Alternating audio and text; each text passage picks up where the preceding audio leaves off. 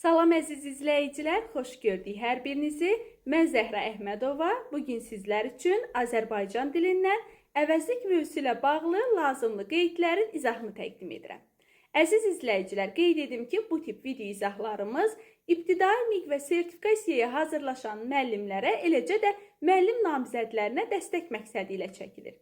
İzaha keçməmişdən əvvəl nəzərinizə çatdırım ki, kanalımızda əvəzlik mövzusu ilə bağlı geniş şəkildə canlı dərsim var. Bugün və ondan əvvəlki gündə bütöv əvəzlik mövzusu, eləcə də OB əvəzliklərindən sonra vergülün qoyulma qaydası haqqında danışmışam. Əgər həmin canlı dərsə baxmamısınızsa və baxmaq istəyirsinizsə, YouTube-a daxil olaraq axtarış bölməsinə Zəhra Əhmədova və yaxud da ki, Müəllimlər Akademiyası Zəhra Əhmədova yazaraq kanaldakı canlı dərslərə, sınaqlara, sınaq izahlarına, mövzu izahlarına baxıb faydalana bilərsiniz. Amma bugünkü qısa izahımda sizlərə əvəzliklə bağlı ən vacib məqamların izahını verəcəm. Əvəzlik mövzusu ilə bağlı hər zaman qarşımıza çıxır elə və belə əvəzlikləri. Baxın, yenə deyirəm, elə və belə əvəzlikləri yadda saxlamaq lazımdır ki, elə və belə başlanğıc formada olarkən əsas nitq hissəsi kimi yalnız və yalnız əvəzlik olur. Bəli, düzgün eşitdiniz. Bizim elə adında nə sifətimiz, nə də ki, zərfimiz yoxdur. Elə və belə əvəzliklərimiz var. Bir daha qeyd edirəm, çünki ən çox bunda çaşırıq. Elə və belə əsas nitq hissəsi kimi başlanğıc formada olarkən yalnız və yalnız əvəzlikdir. Niyə deyirəm başlanğıc formada olarkən? Baxın, bəzən müdavim deyir ki, müəllim, elə obaya və yaxud da ki, belə, bel, ağacın belini, ağacı bellə tutaq ki, deyirəm, qazdıq, bu mənada, bir də insanın beli mənasında. Deyir ki, müəllim, bu mənada belə götürə bilmərik və yaxud da ki, elə obaya bu mənada götürə bilmərik. Əsas nitq hissəsi isim kimi, baxın, elə və belə insanın beli və yaxud da ki, bel, ağacı bellə qazdıq və yaxud da ki, el obaya mənasında isim olarkən başlanğıc formada olmur. Mən deyirəm ki, elə və belə başlanğıc formada olarkən yalnız və yalnız əvəzlikdir. Yəni, mən buna nə sifət deyə bilmərəm, nə də ki, zərf deyə bilmərəm. Məsələn, gəlin nümunə deyim. Deyirəm ki, elə adamlarla dostluq etmə. Elə adamlarla ismin əvvəlində işləndi, sifətin sualına cavab verdi. Nə oldu? Sifəti əvəz etmiş, əvəzlik oldu. Elə danışma. Feilin əvvəlində işləndi, suala cavab verdi, zərfi əvəz etmiş, əvəzlik oldu. Deməli, elə və belə suala cavab verərsə, yəni sifətin və ya zərfin sualına cavab verərsə, nə olacaq? Əvəzlik olacaq. Birində sifət əvəz etmiş işarə əvəzliyidir, birində isə zərfi əvəz etmiş işarə əvəzliyidir. Türklər demişkən, sonuc etibarı ilə əvəzlikdir. Nə sifət deyil, nə də zərf deyil. Yaxşı. Bir də bizim elə və beləmiz başqa məqamda işlənə bilər. Məsələn, deyirəm ki, elə sən də onun tayısan.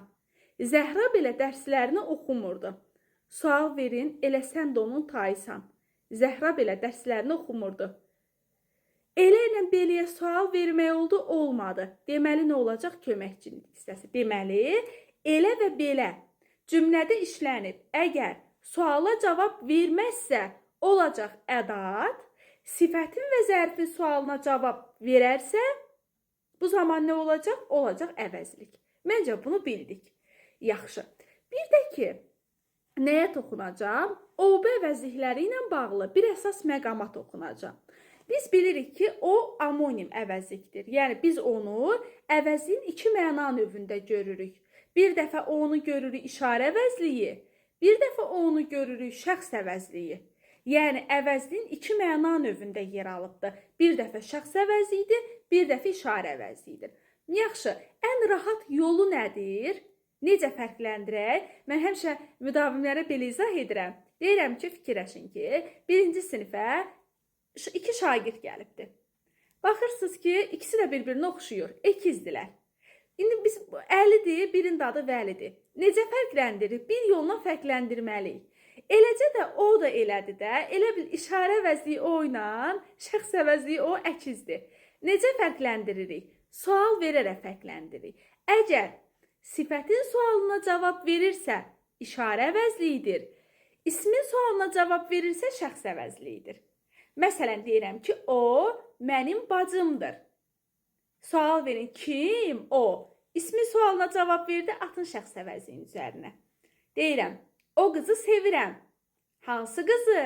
O qızı. Sifətin sualına cavab verdi, bəli. Atın işarə əvəzliyinin üzərinə. Deməli, buradan belə bir nəticəyə gəldik ki, əgər o əvəzliyi ismin sualına cavab versə, olacaq şəxs əvəzliyi funksiyasında, sifətin sualına cavab versə, olacaq işarə əvəzliyi funksiyasında. Yaxşı, keçirik buya. Bəs buda əsas məqamımız nə idi? Bu əvəzliyi yalnız və yalnız işarə əvəzliyidir. Baxın, çox zaman biz bunu qarışdırırıq. Bu yalnız və yalnız işarə əvəzliyidir. Yəni, bunun başqa adı yoxdur.